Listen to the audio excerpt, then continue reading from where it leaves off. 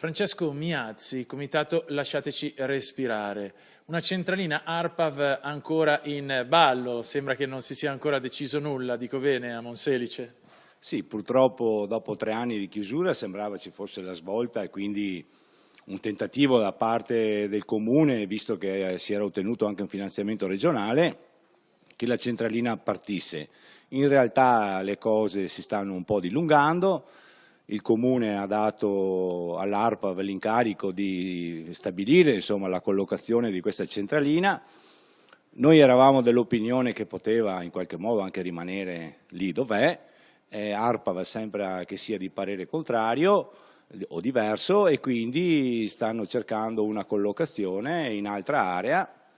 Questo comporterà il fatto che si dovrà ricostruire la piattaforma, ricostruire una recinzione, ricostruire un allacciamento, ritarare lo strumento e quindi se prevale questa scelta dello spostamento non se ne parlerà a tempi brevi.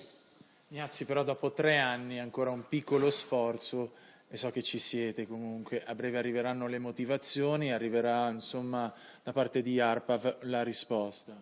Sì, certamente noi lo valutiamo come un fatto positivo anche perché è un paese in cui insistono impianti industriali fortemente impattanti.